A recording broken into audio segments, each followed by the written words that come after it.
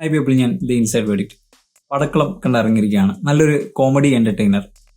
അതിനെ അവർ യൂസ് ചെയ്തതിനെ തീം സിനിമയുടെ പേര് പോലെ തന്നെ ഒരു പടക്കളം, അതായത് ഒരു ലൂഡോ അല്ലെങ്കിൽ പഴയ നമ്മൾ പറയാമല്ലോ പകിട കളി എന്നൊക്കെ പറയുന്നില്ല, അത്തരം ഒരു ഗെയിം കൺസെപ്റ്റ് ആണ് ഇതിനു വേണ്ടി അവർ തീമായിട്ട് യൂസ് ചെയ്തിരിക്കുന്നത്.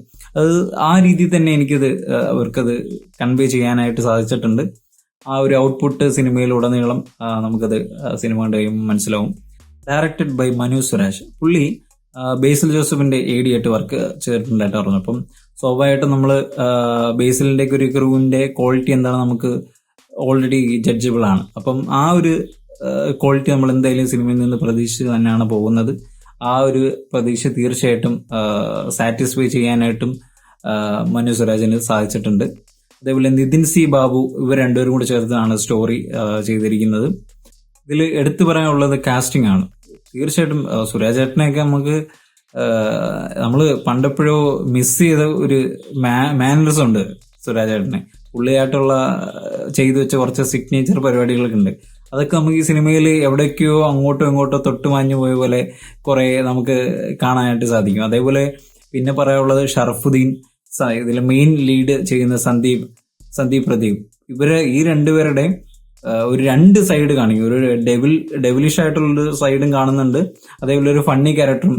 അപ്പൊ തീർച്ചയായിട്ടും ഇവരുടെ ഒരു ആക്ടിങ് കേപ്പബിലിറ്റി എന്താണ് നമുക്ക് ഈ സിനിമയിൽ, പ്രത്യേകിച്ച് ഒരു തുടക്കക്കാരൻ എന്ന നിലയിൽ സന്ദീപ് പ്രദീപ്, ഞാൻ പുള്ളിക്കാരനിൽ നിന്ന് ഇത്രയും പ്രതീക്ഷിച്ചില്ല.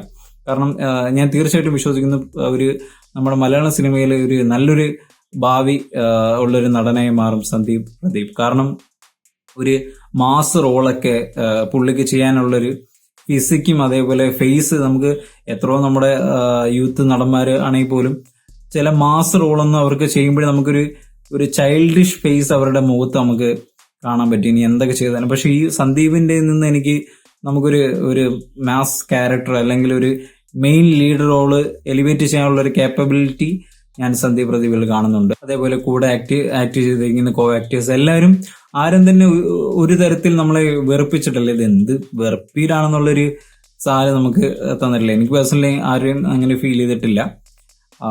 പിന്നെ ചില ക്യാരക്ടേഴ്സ് ഉണ്ട്, അത് നമുക്കൊരു വെറുപ്പീരായിട്ട് തോന്നിയിട്ടുണ്ടെങ്കിൽ അത് അവരുടെ ഒരു ആക്ടിങ്ങിന്റെ മികവാണെന്നാണ് ഞാൻ പേഴ്സണലി മനസ്സിലാക്കുന്നതിനെ.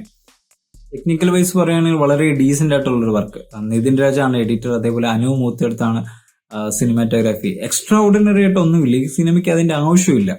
വളരെ ക്ലീൻ ആൻഡ് സിമ്പിൾ ആയിട്ടുള്ള വർക്കാണ് ഇതിന് ആവശ്യമായിട്ടുള്ളത്. അത് അവര് വളരെ മനോഹരമായിട്ട് തന്നെ ചെയ്തു വെച്ചിട്ടുണ്ട്. രാജേഷ് മുരുകേഷനാണ് മ്യൂസിക് ചെയ്തിരിക്കുന്നത്. വളരെ, ഞാൻ പറഞ്ഞല്ലോ, എല്ലാം പ്രെറ്റി ഡീസെന്റ് ആയിട്ടാണ് അവർ ചെയ്തിരിക്കുന്നത്. ഒന്നും അനാവശ്യമായിട്ടുള്ള ഒരു തരത്തിലെ BGMO കാര്യങ്ങളോ ഒന്നും ഒരിടത്തും അവർ പ്ലേസ് ചെയ്തിട്ടില്ല. എല്ലാം വളരെ എന്താണ് സിനിമയുടെ തീം എന്താണോ അതനുസരിച്ച് തന്നെയാണ് ഇവരുടെ ഓരോ വർക്കും. ഈവൻ സിനിമാറ്റോഗ്രാഫി ആണെങ്കിൽ പോലും, അതേപോലെ മ്യൂസിക് വൈസ് ആണെങ്കിൽ പോലും. അതിൽ നമുക്ക് റാംജി റാവുവില് ഒരു പാട്ടുണ്ടല്ലോ, കളിക്കളം എന്നുള്ള ഒരു പാട്ട്. ആ പാട്ടൊക്കെ ഇത് പ്ലേസ് ചെയ്തിരിക്കുന്ന ഒരു രീതി എനിക്ക് ഭയങ്കര ഒരു നൊസ്റ്റാൾജിക് ഫീലാണ് ആ ഒരു പാട്ട് കേട്ടപ്പം. നമുക്ക് ഒരു ബിഗ് സ്ക്രീനിൽ ആ പാട്ട് വീണ്ടും കേൾക്കുമ്പോഴത്തേക്കുള്ളൊരു നല്ലൊരു ഫീലാണ് ആ ഒരു പ്ലേസ് ചെയ്തിരിക്കുന്ന ടൈമിങ് ആയിക്കോട്ടെ, എല്ലാം വളരെ മികച്ച ഒരു കാഴ്ച തന്നെയായിരുന്നു പടക്കളം.